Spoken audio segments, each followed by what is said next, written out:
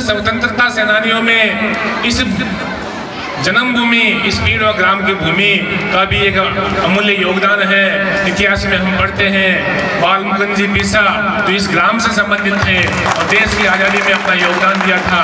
उनका नाम हमारे गांव का नाम है, जिन्होंने इतिहास में दर्ज कराया अपने कार्यों से, अपने कर्म से और आज़ादी के लिए लोहा लिया था।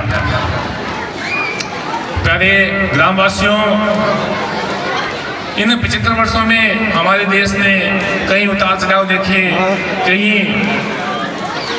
मुकाम हासिल किए। एक समय था जब देश आज़ादी की लड़ाई लड़ रहा था। आज़ाद होने के बाद में किस प्रकार से कैसे आगे बढ़ेगा, तो देश की आज़ादी के बाद में डॉक्टर अम्बेडकर साहब ने जो संविधान बनाया था और उस संविधान की व्यवस्था के अनुसार हम आगे बढ़े थे।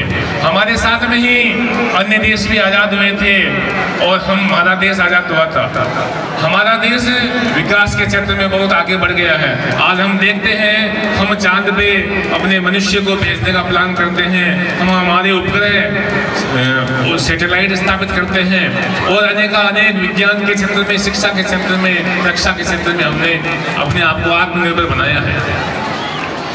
बात जब विद्यालय की आती है, बात जब शिक्षा की आती है, तो हम जब देखते हैं हमारे डॉक्टर B.R. अम्बेडकर ने कहा था कि शिक्षा उस शेरनी के दूध के समान है, जो पिएगा वही दहाड़ेगा।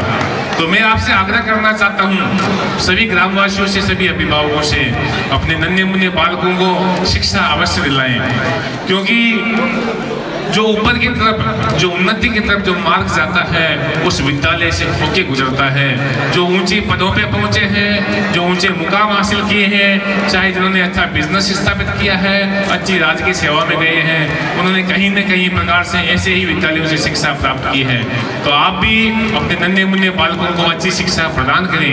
आपकी इस विद्यालय में की बात करें, जब इस विद्यालय के अंदर अच्छा स्टाफ है, शिक्षित है, प्रशिक्षित है, उच्च क्वालिफाइड है, तो आप अपने बालकों का प्रवेश इस विद्यालय में अवश्य कराएं। इससे यहाँ के जो शिक्षक हैं उनकी प्रतिभा से आपके बच्चे लाभान्वित होंगे और इसके साथ ही राज्य सरकार ने जो विविध योजनाएं, चाहे साइकिल की हो, चाहे छात्रवृत्ति की हो, चाहे निःशुल्क ड्रेस हो, अभी इस साल सरकार ने कक्षा 8 तक के लिए निःशुल्क ड्रेस की व्यवस्था की है। इसके अलावा आसपास की गांव डाणियों से जो बच्चे आते हैं उन बच्चों के लिए ट्रांसपोर्ट वाउचर यानी किराए की भी व्यवस्था की है। तो इन सभी जो सरकारी योजनाएं हैं उनका हम लाभ तभी ले सकेंगे जब राजकीय विद्यालय में प्रवेश कराएंगे। मैं आपको आश्वासन देना चाहता हूँ, विद्यालय में संपूर्ण स्टाफ है, हमारी टीम है, लगी रहती है और मैं आपको आश्वस्त करता हूं कि अगले आने वाले समय में एक नया रूप आपको विद्यालय का मिलेगा।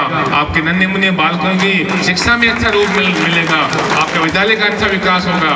हम सब मिलकर के आपके बच्चों को अच्छी शिक्षा मिले उसके लिए प्रयास करेंगे। विद्यालय की कक्षा कक्ष में चौक चला करके बच्चों के साथ में बैठ करके उसके सर्वांगीण विकास करने में हम कोई कसर नहीं छोड़ेंगे। इसका मैं आपको आज आश्वस्त करता हूँ। किसी भी प्रकार से आपको शिकायत का अवसर नहीं मिलेगा और कोई कमी हमें रहती है, आपको नजर आता है कि ये आप गलती कर रहे हो, ये आप में कमी है, तो हम आपके उस सलाह को, आपके उस मार्गदर्शन को स्वीकार करेंगे। आप और हम कोई अलग नहीं है, हम सभी एक ही टीम है। क्योंकि शिक्षा में 3 आयाम होते हैं, एक होता है शिक्षक, एक होता है विद्यार्थी और तीसरा होता है अभिभावक। तीनों जब बराबर मिलकर काम करते हैं तो शिक्षा का मुकाम हासिल होता है। हम तीनों मिलकर के इस विद्यालय को अच्छा करेंगे, बढ़िया करेंगे, अच्छा करने का प्रयास करेंगे। बोर्ड रिजल्ट की तरफ देखें तो पिछले सालों में भी अच्छा रहा है। मैं आश्वस्त करना चाहता हूं कि पिछले सालों से इस साल और भी अच्छा शिक्षा परिणाम आपको देखने को मिलेगा। हमने उत्साहवर्धन किया है बालकों का, आपके सहयोग से अच्छा कार्य हो रहा है। सरपंच साहब ने विद्यालय के